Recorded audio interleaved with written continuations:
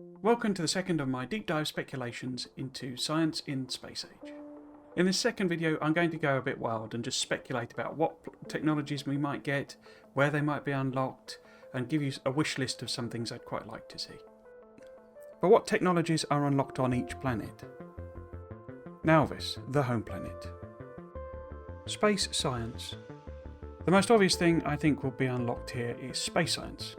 I primarily think this because uranium is on Nauvis and may well be the exclusive resource on Nauvis. It's also pretty obvious that that's where it is because it's the prerequisite technology for building space platforms. Space platform technologies. And that then leads me on to space platform technologies. This has to be a Nauvis technology because you need them to go anywhere else. It's therefore sort of locked by default rather than being necessarily a specifically locked technology. You simply won't have any other options for developing these technologies. The technologies in question are the ones listed here. I suspect there may also be buffs basically, so we can see a space platform thruster, for example. I suspect we will get a improvement to the speed of the thrusters or efficiency or something like that. That will be perhaps an infinite research or maybe a stepped one. This would be akin to the braking force for trains. Quality. The next one will be quality. However, it will only be the concept of quality and the first two tiers of modules that are available on Nauvis. We've already been told that Fulgora is where we will unlock the tier 3 of every module. We also know that the recycler will actually be unlocked on Fulgora because it is a key part of processing scrap, although it's actually really useful for quality as well. For example, we saw recyclers being used in this quality build here, and we know they are a key part of managing your quality levels. Of course, there'll still be a heck of a lot of technologies that are unlocked on Nauvis. We know that only a few are being moved away from Nauvis and onto the new planets, so the majority of technologies I believe will still be on Nauvis, but I'm not going to list them all out. Space, and maybe the asteroid belt.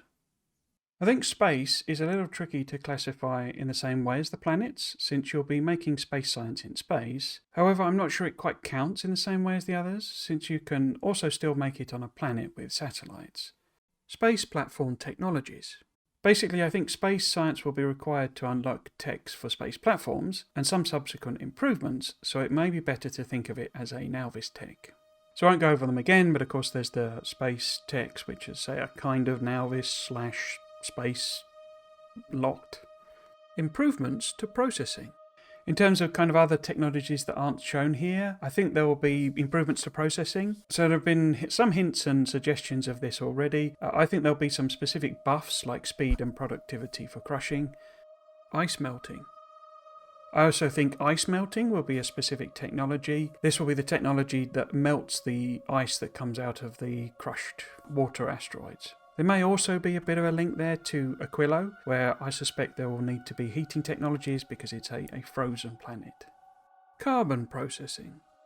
We've seen in a recent Friday Facts a little teaser image down the bottom here. It does just poke off the bottom of the image, and this is as zoomed in as I can get it. And I believe this is carbon fibre. Now, we already know we're getting carbon out of carbon asteroids, and that will be used on platforms in order to make fuel, for example. And I actually believe that carbon might be the exclusive resource for asteroids that I've been mentioning. Now, that is tricky to be sure about, because you would expect that you might be able to process coal into carbon, or perhaps wood. But I think it will simply get tied to asteroids, that the only source for carbon, pure carbon, will be asteroids. However, if there is a land-based equivalent, I wouldn't be surprised if it's manufactured in relation to Bacchus, which I believe will still be the organic planet. So we might, for example, make some organic material that we can then essentially pyrolyze into carbon. Extra resource gathering. We also saw in the same Friday Facts that there was potentially some other kind of asteroid chunk that we'd not seen before. I think this will be a reflection of an extra resource gathering technology. I think technologies will be unlockable that will let you collect more than just iron, carbon and ice from asteroids.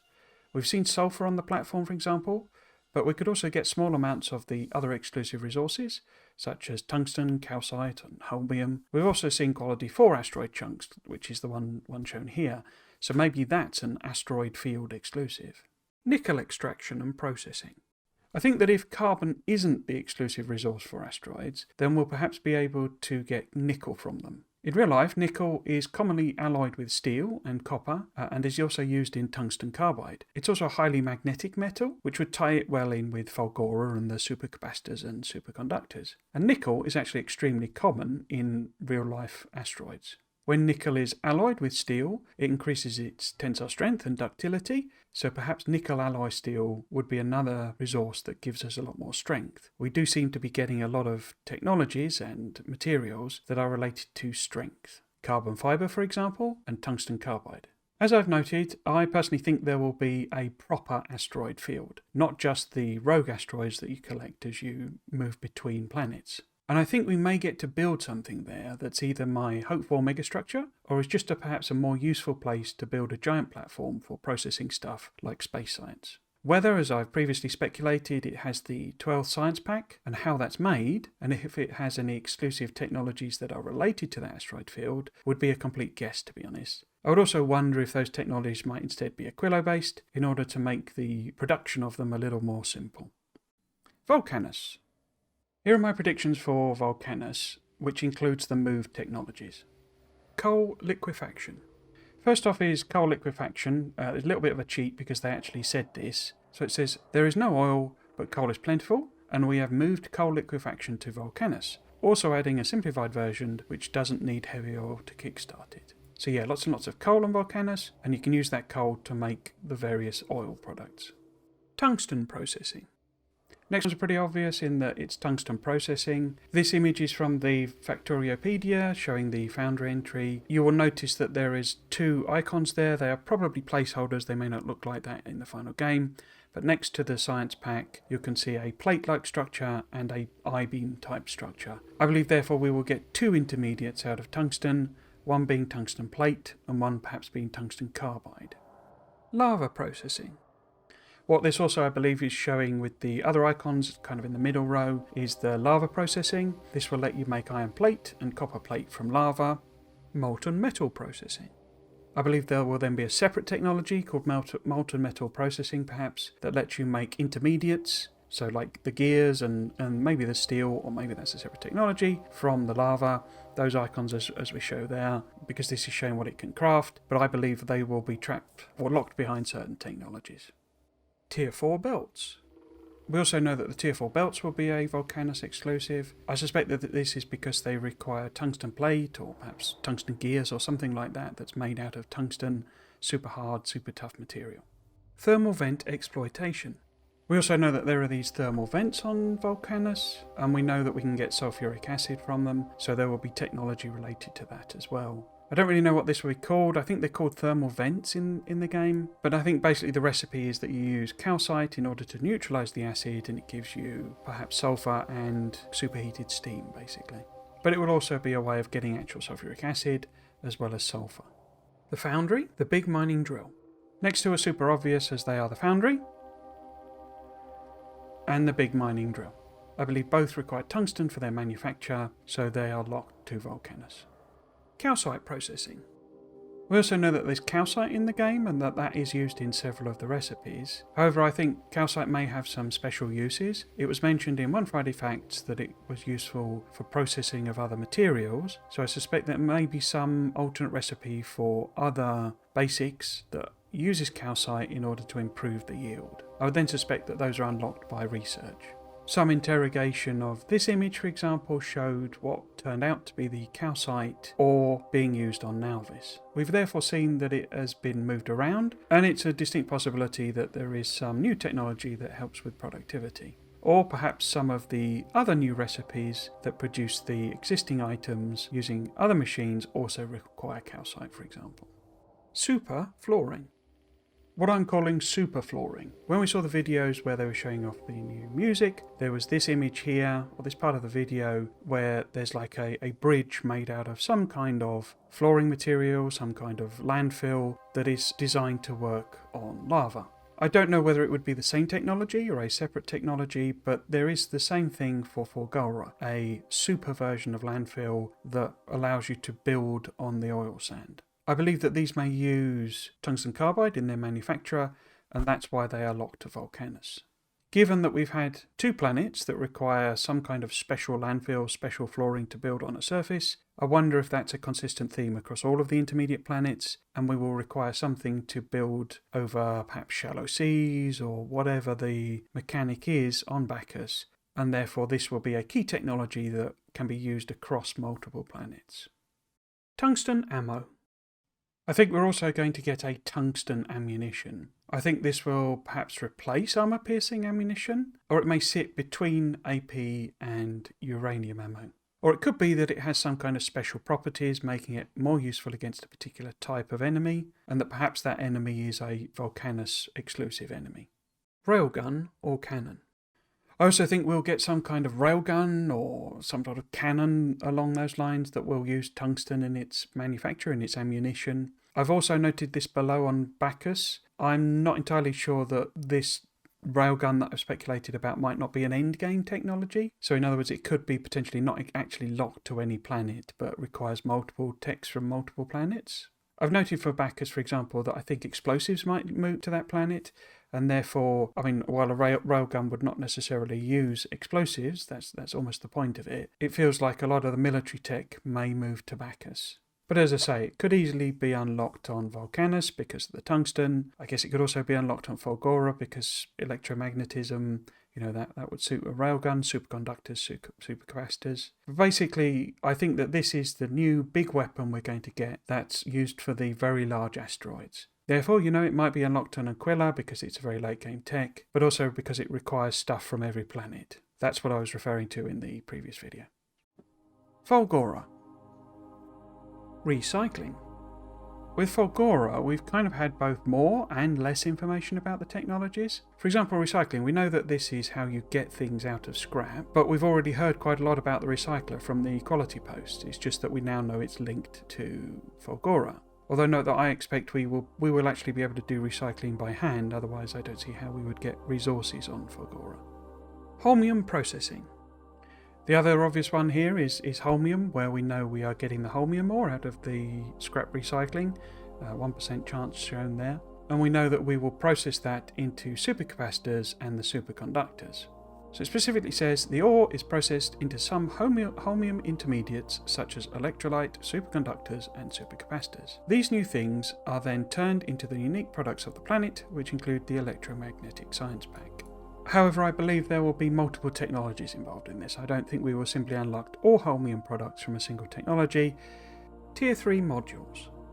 And we also know that, for example, the level 3 modules are also unlocked on Fulgora. They have stated this, and as you can see here, the recipe involves the blue wire, which could well be the superconductor. Lightning rods. Another thing we of course know about are the lightning rods. 2 examples of which are shown here, harvesting electricity and protecting your machines from lightning strikes. Electromagnetic plant. The other obvious one is the electromagnetic plant building. This will be the other exclusive building for Fulgora along with the lightning rods.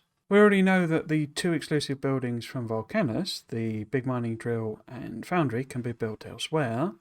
We've seen the electromagnetic plant being built elsewhere, but will lightning rods be buildable elsewhere as well? We don't have any evidence so far of the other 2 planets, other than Fulgora, having any kind of lightning effect to them, but it's certainly a possibility. Tesla towers. When we saw this image, which is the Fulgora map, there were these white squares in the middle of some of the scrap resources. I believe that this is a Tesla tower, which is a defensive installation left by the former occupants of the planet, the aliens. I believe it works a bit like the Command & Conquer Red Alert Tesla towers, and may well be called something slightly different, but will be in practice a lightning shooting tower. I think that some of the scrap patches, because they represent where the aliens lived, will have these defensive installations. And I think they will effectively guard some of the richest resources, and perhaps some exclusive resources. I think that the engineer will unlock the technology by destroying the towers. If you can get in there, trash the towers, and if you do a certain number of them, the engineer will acquire the knowledge on how to build them themselves. Bulk or stack inserters. When we learned about the new tier of belt, we also learned about the new bulk inserter. They've since caved to community pressure, and this will actually be called the stack inserter, swapping the names around. However, while we have found out that the green belt, the top tier belt, is made on Vulcanus in the foundry. We've not found out where the bulk inserter is made. I think it will be a Fulgora exclusive, because I think it uses the superconductor, supercapacitor, one of those types of materials, possibly a new circuit level, in order to make it. We already know that as you step up the inserter chain, from basic to fast to bulk, you get more and more advanced circuits being required. So we progress from no circuits to green circuits to red circuits, so maybe we need blue circuits to make these. Glass. I'm on a little bit of thin ice here because I think this might have been shown not to be true, but I still think we're going to get glass. When we saw the Fulgora reveal videos, next to these initial lightning strikes we saw these weird tree-like structures, and it was pointed out that this was probably Fulgorite, which is a structure that forms when lightning strikes sand. We know obviously that the surface of Fulgora is sandy, and of course it's racked with lightning strikes. So I'm wondering if these are the way we unlock glass. By mining some of these, we will learn that technology. I don't think it will be harvestable in sort of practical quantities. I don't think the resource will refresh from lightning strikes. I think simply it's a case of mining some of them, and we unlock understanding of glass, and that then you will be able to turn stone into maybe sand and glass. Part of my reason for thinking that is when we are running through the ruins of the alien civilization, we see quite a few things like this which appear to be glass-like structures, or made from glass. This looks like a piece of cracked glass. It's got a hole on it like that. It could of course be, decorative. It's not meaningful in any way. It just seems interesting that there are glass-like structures. Superconducting accumulators. Making a superconducting version of an accumulator would seem to be a logical combination of the above technologies. And of course maybe it uses glass in some way to help stop it from leaking electricity or something like that. But I certainly wonder if we're not going to get a level 2 superconducting accumulator, although we haven't seen it being used in the game, which is a little suspicious that maybe it's not there. Personal equipment upgrades. I suspect that the level 2 personal equipment, or maybe there'll be a level 3, have been moved to Fulgora, and they may require some of the intermediates like superconductors and supercapacitors. We know, for example, there is a level 2 battery in the game already. We could maybe get a level 3 battery, or perhaps simply the level 2 battery recipe is changed so that it uses the superconductors. It never really made sense that we made batteries and then somehow squished them together and that became a level 2 battery. Instead, introducing a new material that has superconducting, supercapacitive properties would make a lot more sense. We also know from the recipe for the scrap that blue circuits are actually going to be quite abundant. They're going to be more abundant than holmium ore because the ratio is 2-to-1 here in these percentage chances. That means, in other words, that blue circuits will be relatively abundant on Fulgora. Blue circuits, of course, are used quite extensively in the higher level of personal equipment gear, and thematically it would make quite a lot of sense, wouldn't it, that the engineer builds more capable personal equipment upgrades because of the difficulties of walking through the oil sands and this whole sinking sands mechanic. The planet formerly known as Bacchus. Bacchus is a real tough one because we technically know just about nothing about the planet formerly known as Bacchus, so I'm just going to stick with the previously speculated biological theme. I also think that this is therefore where the majority of new biters and military staff to fight them is going to be based. One of the things I would note is that many of the military technologies in the base game use explosives, and explosives are an oil intermediate, an oil product. This could therefore tie them into this biological theme. If this is a place where we can unlock new biological fluids and materials and things like that, then perhaps explosives, maybe an enhanced explosive, is a technology we would unlock. Thematically, it sits well within that type of mechanic. So this icon here, the sort of pinky, orangey, yellowy one, which connects to Vulcanus, this I believe is the new image for Bacchus, basically. I think this is the planet Bacchus. It could of course be Aquilo or that planet there, but I think this is Bacchus. And this is the updated artwork from the original that we saw way back in the day. The other thing I would note is that we haven't really had any new liquid-based resources or changes yet. We've kind of had the molten metals from lava-ish, so maybe that's the extent of any changes from liquid. But there hasn't been sort of a properly new liquid. There hasn't been anything done with oil. There hasn't been anything done on that side of the game. And I suspect it'll all be based on Bacchus, because that's, as I say, a biological planet, and you'll be able to get new ways of making fluids that are more efficient, quicker, involve less processing, etc., etc. Algae collector. Based on the pinkness, and that's pretty much it, I believe one of the new technologies will be an algae collector, and the algae will be the new resource. I believe it may be a spreading material. One of the Friday Facts did mention that there are new animated resources, although I'll be honest, I can't be bothered to dig up the reference. I think Bacchus might be the main use of that, and that you can mine or collect the algae, but it removes it. It's not there in such high quantities per tile as any of the solid resources, and instead what it does is it refills essentially. So it's an animated resource and it grows back into the space that you've collected it from. Therefore, when you place the collector, it will initially take a reasonable amount of the algae, but it will deplete it in that area, and it will have to grow back before it can collect any more. This therefore makes it infinite, but a sort of a peaking and troughing collection cycle. It also means that so long as you leave an area that isn't mined with the algae in it, then it will be an infinite resource as it will continuously grow back. Way back in the day, we had this as a teaser image before we had the announcement of Space Age, and we've seen that the orange building there is the foundry, the blue building is the electromagnetic plant, and we still haven't had a reveal on the green building. As you can see, it has lots of pipes on it, so this could be the algae collector I've been speculating about. Another possibility, however, is that it might be some kind of algae growth tank. This could be one of the exclusive buildings for Bacchus, and it would then allow you to basically use algae on any other planet. You would have to bring some kind of seed, I guess, with you of algae, but basically this would be a way to grow algae and then use it on other planets. Because as I say, I think it's a sort of a processing building essentially where you can use algae in order to make various oil-type products. This would then allow you to even out the production as well, so it's not quite as peaky and trophy as the natural algae, and instead you can manufacture it at a relatively constant rate.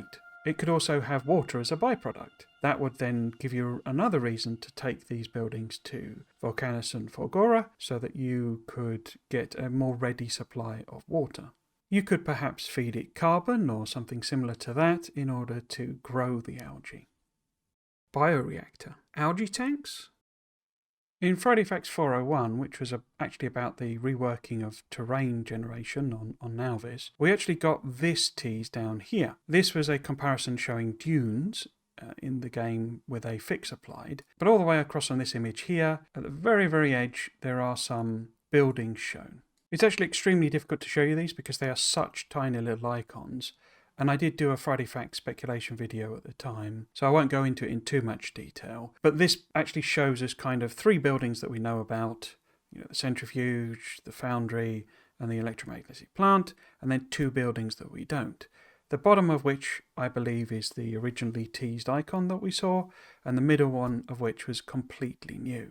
Now at the time, and I am sticking with this, I suspected that the bottom one, as I say, was something to do with gathering the resources because of how it had pipes and tubes on it. I say it may well be some kind of tank or something like that in order to grow them as well. But I suspect the middle building there is a bioreactor, and that this is what actually allows us to process that algae into oil or oil products and perhaps gases. Perhaps we will introduce proper gases into the game because, as I say, we don't really have any improvements or changes or additional features for fluids as such, and I think this is where we will get them. Hovercraft or boat? Next up, a bit more of a wilder idea that I think we might get hovercrafts or perhaps a boat. If the planet Bacchus is algae based in its resource, then that would tend to suggest it's very heavy on water. That would also make a good contrast with the two planets we've seen, which are almost completely lacking water. If it is, then what it could be is that the algae grows on a shallow sea. So it's a surface that the engineer can walk on, but they're quite slow and of course they're sloshing about and they can't build anything on this area. The collector, if it is a collector, might be the only building that you can build on this shallow sea surface. This would then tie up to the point I made about the sort of super landfill, which would allow you to landfill this shallow sea in order to build buildings on it. I think this will be another planet again where they're going to try and restrict our use of vehicles. So tanks, cars will not work very well, or if at all, on Bacchus. Spidertron I don't think will be affected. I think you'll be able to move around on Spidertron, and that's why this could be where Spidertron is based, but I actually think Spidertron may be on the final planet. Explosives. Cliff explosives. Higher tier explosive cluster weapons. Artillery. I also think that explosives might actually move to Bacchus, and I think that all of the tech tree items related to explosives will therefore move to Bacchus as well. This may also necessitate a bit of a change to how the recipe works, but I think the basic point is that explosives will be moved to Bacchus, and therefore all of the weapons that derive from explosive and cliff explosive will therefore end up on Bacchus. For example, as we see on the Wikipedia, a whole load of military technologies use explosives. So we have the artillery shell. We know artillery is being moved to another planet. I think that's Bacchus. We have the nuclear bomb. We have the cannon shells and explosive cannon shells. We have rockets and explosive rockets. We have the fragmentation grenade. We have cliff explosives, which again we know is moving to another planet. And we have the landmine. Now, I don't actually think all of those will be fully tied to Bacchus. I think maybe explosives will be, or that could be that the best way of producing explosives is on Bacchus rather than the technology being locked there, because we have seen that there is a new rocket turret that fires rockets. And it was mentioned, I believe, on Discord, or it might have been Reddit, that there is a simpler recipe for rockets and that you can get them earlier. So it may actually be that explosives aren't necessarily tied to Bacchus. It's just that that's the best place to make them. I certainly think that the dividing line might be a sort of a tiering thing. Perhaps the explosive cluster grenades, the explosive cannon shells, the nuclear bomb and artillery are the ones that are locked to Bacchus, and the others actually aren't. Well, obviously cliff explosive as well, but maybe landmines, ordinary rockets. We know ordinary grenades only use coal for some reason, so perhaps they're all just available from Nauvis. You've got to have some military stuff on Nauvis, otherwise you're going to get overrun. But that the actual subsequent recipes come from Bacchus, and perhaps there's a new material introduced. Perhaps we can manufacture cordite or something, a more advanced form of explosives, plastic explosive, perhaps something like that, that is then tied to Bacchus and gives us these more advanced versions of the military technologies. However, I should note I am looking to do another video in this sort of series where I talk about military stuff, so I'm going to kind of leave a lot of that speculation to elsewhere, and I will just mention a couple of the techs I think might be available exclusively on Bacchus. This is a tricky one because I'm not convinced that Bacchus will actually have cliffs on it. All the other planets do, so I suppose it is a reasonable supposition, but I'm basically wondering if maybe Bacchus doesn't actually have cliffs, but you can unlock cliff explosives. So that would seem a weird relationship, but we know that you can't get cliff explosives anymore on Nauvis, and Bacchus, if it is the military oil product type planet, it would seem this would be the most logical place to have it, so perhaps it does have cliffs. Rocket turrets. In one of the most recent Friday Facts we saw an image of the space platform, and it has rocket turrets on it, and you can see some of those firing off here. I suspect that these rocket turrets are actually locked to Bacchus. Again, this is part of the theming of Bacchus as the military world. Spidertron. If you look quite closely at these rocket turrets, you can actually see that they are basically Spidertron heads. I believe it was confirmed by one of the devs that actually you now make Spidertrons essentially by adding legs to a rocket turret. Therefore, if Bacchus is where you unlock rocket turrets, you would need that as a prerequisite technology to making Spidertron. So is Spidertron also locked to Bacchus? Although I don't believe it was said in a Friday Facts, I think it was suggested that Spidertron was an off-Nauvis technology as well. However, my suspicion there is actually that it's Aquilo, because it will require multiple resources from multiple planets. As I mentioned, I suspect personal equipment is unlocked on Fulgora. In particular, if the exoskeleton legs are unlocked on Fulgora and require superconductors or supercapacitors to make, then it would seem logical that if you're sticking those to a rocket turret, then the rocket turret comes from Bacchus and the legs come from Fulgora, and perhaps some sort of armouring or something like that comes from Vulcanus. The railgun or cannon turret. In this video we do also see a massive asteroid hitting the platform and destroying a chunk of it. One of the things I think this tells us is that we need a weapon even more powerful than the rocket turrets to destroy these larger asteroids. Some people indicated that the asteroids were not being shot at, this large asteroid was not being shot at by the rocket turrets. I'm not sure that's actually true. I think they do shoot at it, but it gets to a point where it's too close and not taking enough damage that they basically switch their targets. However, it's clearly the case that we have some giant asteroids, which we knew about, and that the technologies shown on this platform are not sufficient to destroy those asteroids. So what is? I think this is where the railgun comes in that I've previously mentioned. It could also be that there's some kind of cannon turret as well. Perhaps the explosive cannon shells are the best way to deal with the asteroids, or perhaps nukes are. Maybe that's a reference to the terrible Bruce Willis film. But basically, I believe that we need some kind of other turret to take out these asteroids, and I would love for that to be a railgun. I also think that that might actually be an endgame technology. I'm not sure it is locked to Bacchus, but I'm putting it here because of the link to military technology for this planet. I suspect it will use tungsten as its ammo, basically, so it will have a tungsten penetrator, which is what you accelerate with it. It will then tie into Fulgora, where you will have the supercapacitors, superconductors, something like that, which will allow you to create that electromagnetic rail to accelerate those tungsten pellets. I mentioned before that I think zinc might come in somewhere as well. Maybe there's an advanced level of that tungsten penetrator, because zinc, of course, is a highly ferromagnetic material. But setting that aside, I think basically the point is it brings together all of the materials from all of the different planets, and that's how you would make this railgun. I say I'm tying it to Bacchus because of the military thing, but Aquilo or Nauvis, it could be that it's not really tied. Would make sense, but you need to have done all of the planets to have all of the materials to unlock this research. Another option, as mentioned, is it could be a kind of a super cannon shell.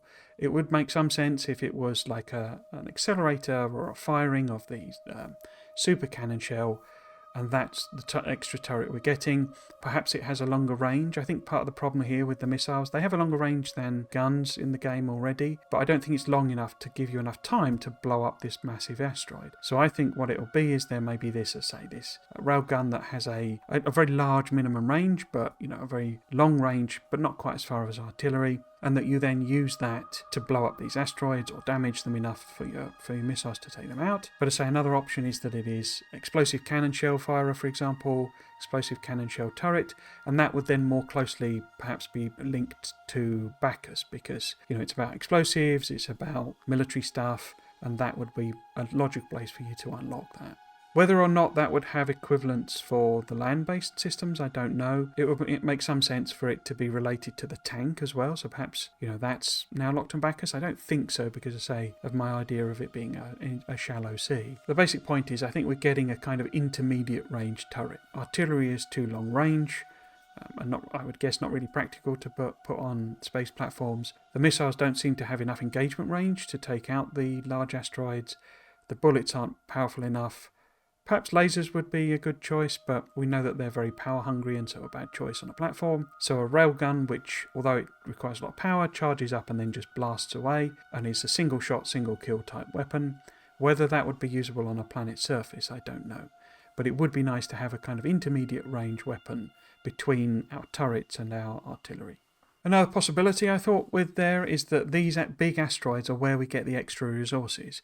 If you really look at this asteroid, it's got all sorts of yellow flecks on it as well, so perhaps that's where sulfur comes from. We also see the smaller chunks, which could come from bigger asteroids, which appear to be more copper-like than the sort of bluey ones that we've seen, the bluey chunks of asteroid. So I am wondering if maybe these big asteroids are where you get the other resources. It does also have, and it may just be, sort of an optical illusion to some extent, but it's sort of pinky in colour, and there's also bits of green on it, so it could have holmium in it, it could have calcite in it, it could have uranium in it, maybe it's another RNG element to the game.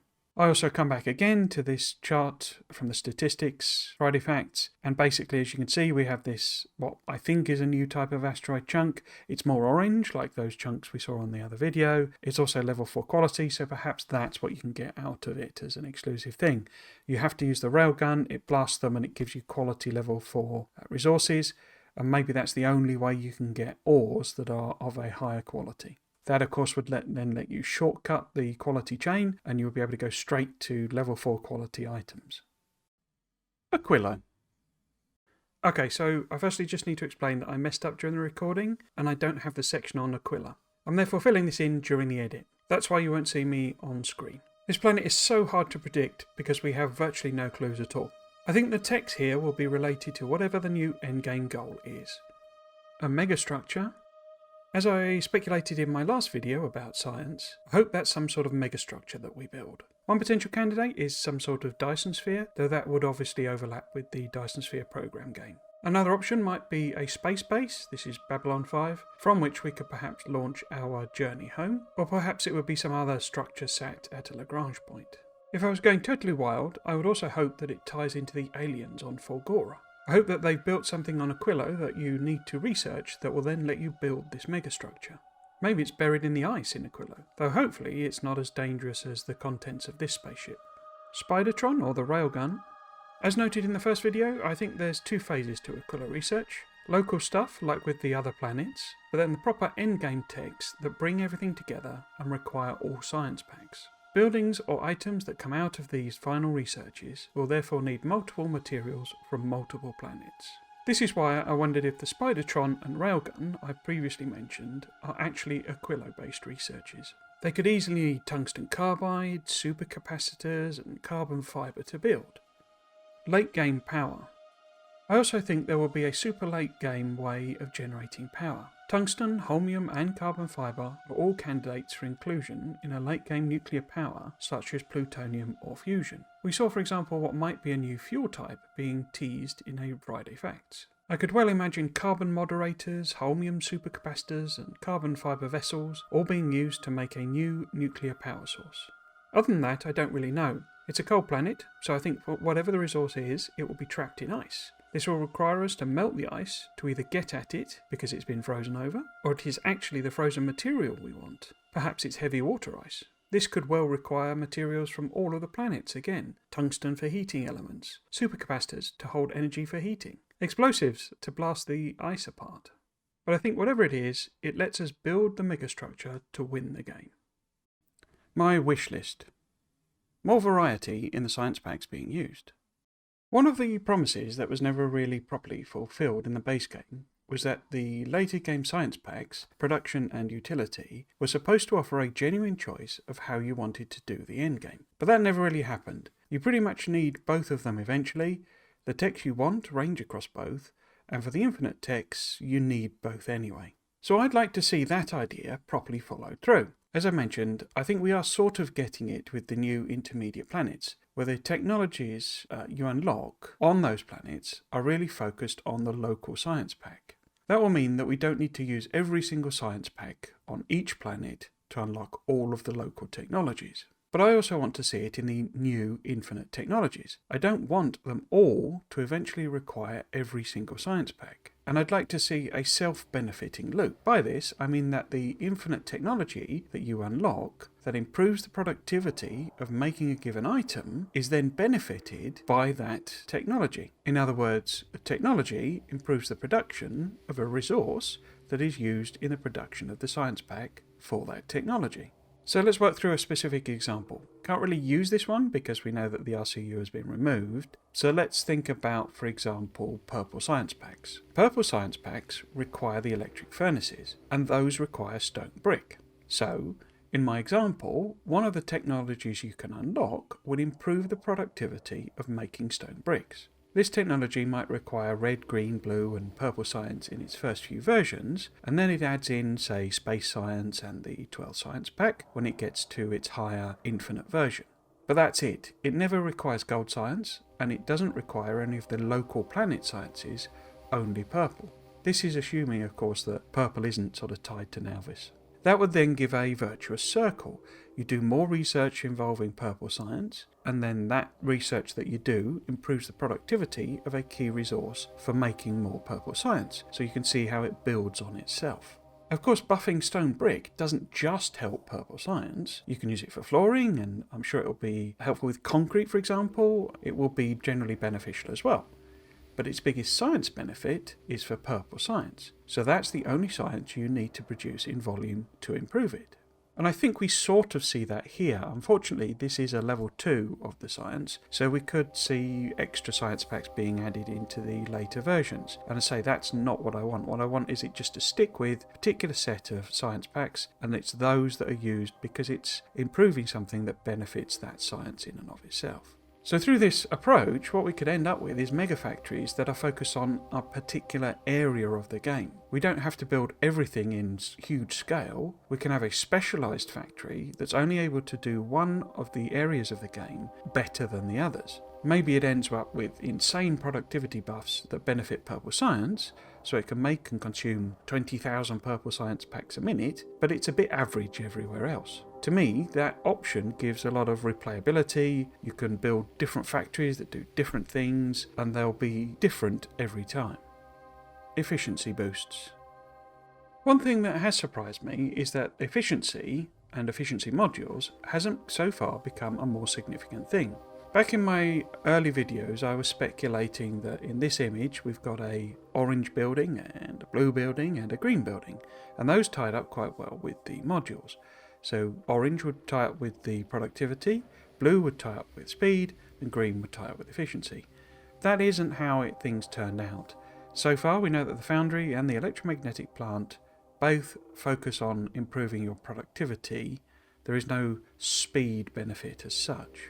However, we have seen that speed is still going to be a powerful tool in our arsenal. These machines do have productivity of 2, so they are twice as fast at crafting anyway, as well as their extra bonuses, and they have more module slots, so you could put in more speed modules, and they have a larger footprint, which would allow more beacons on. As it happens, literally as I'm recording this, there has been a leak that there are changes coming to beacons, but we haven't had that in an official Friday Facts post, so I can't really talk about it here. But it seems like speed is not going to be quite so overpowered and all-encompassing for beacons. Either way, we have seen that productivity and speed are key aspects. What we haven't seen is an improvement in efficiency. There have been some implied benefits for efficiency. We've heard that the space platforms are quite power limited in terms of what you can support with them, so having efficiency modules would seem to be a fairly useful thing to have in these platforms. But there haven't really been any areas of the game focused on improving efficiency.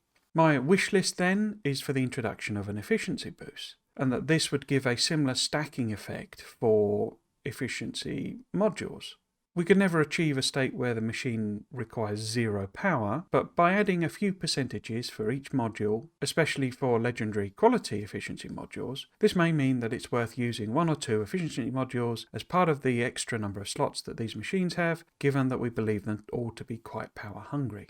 This would also tie in quite well, I think, to the existing use case of using them on platforms. If you can boost their power efficiency, then you could make them even more useful. Particularly if we get, say, this late game railgun weapon that I've been talking about, you may have a case where you want to fire at your railgun quite a lot. That's quite power hungry, and therefore putting in efficiency modules would help you. Or a more direct example here, this platform has several foundries on it. Foundries are very power hungry. Putting in efficiency modules would seem to be a quite beneficial way of doing this. If they slowly get an increasing boost from a infinite research that increases their effectiveness, even if it's quite small, given that they'll also get a boost from being quality modules, that seems to be like quite a nice little benefit that you could give to efficiency modules without really changing a lot. Randomisation elements. Okay, this is going to be a little bit more of a controversial one, but I'd quite like to have a more RNG based element to science as well. I popped up the picture that showed the RNG percentages for quality, and it's that type of thing that I'm talking about, where something is a percentage-based chance of happening. Now, we'll be honest, this isn't a very strongly formed opinion, but I think there should be some area of the game, and military is an obvious candidate, where you can research the next technology and its RNG as to what you actually get.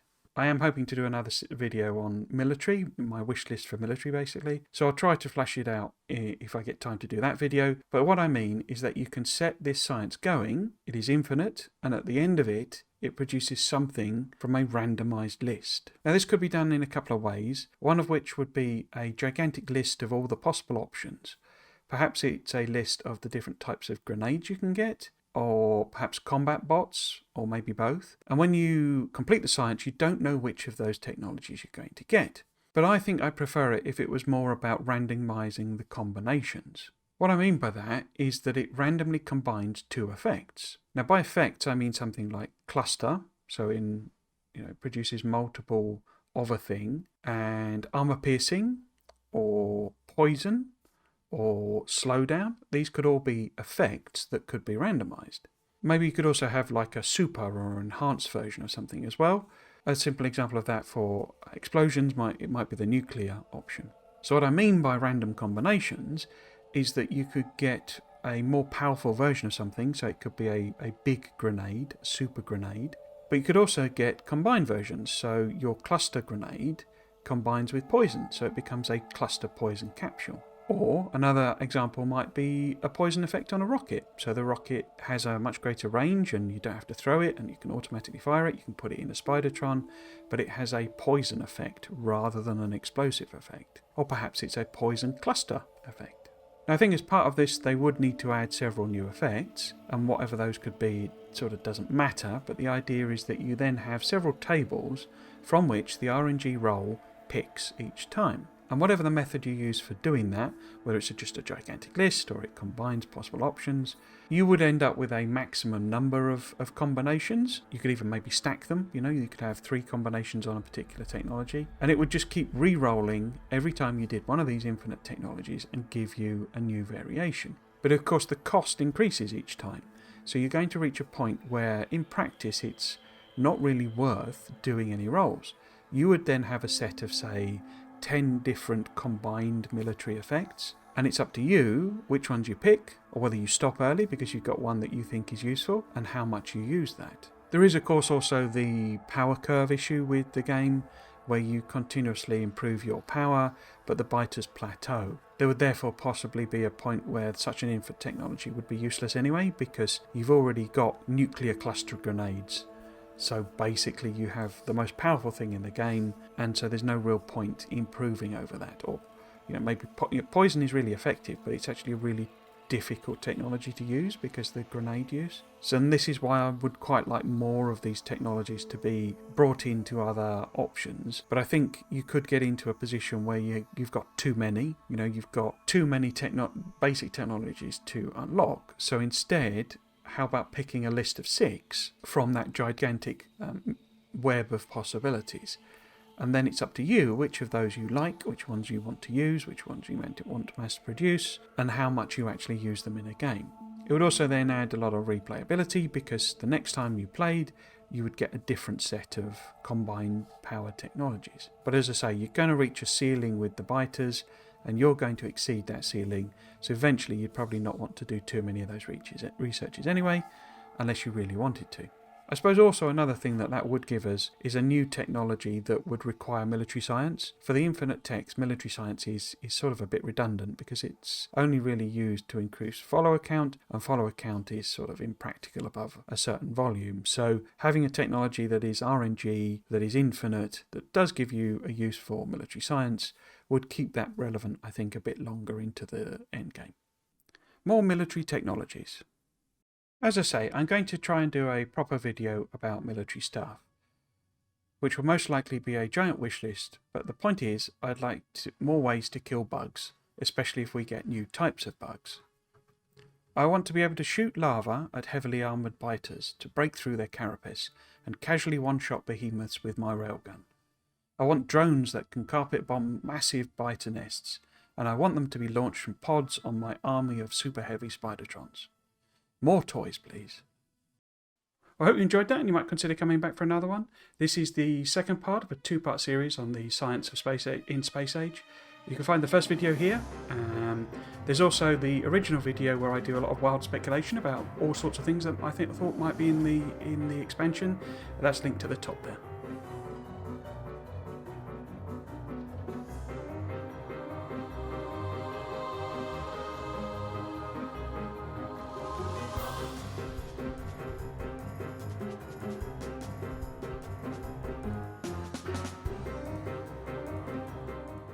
In this second video, I'm going to go mad.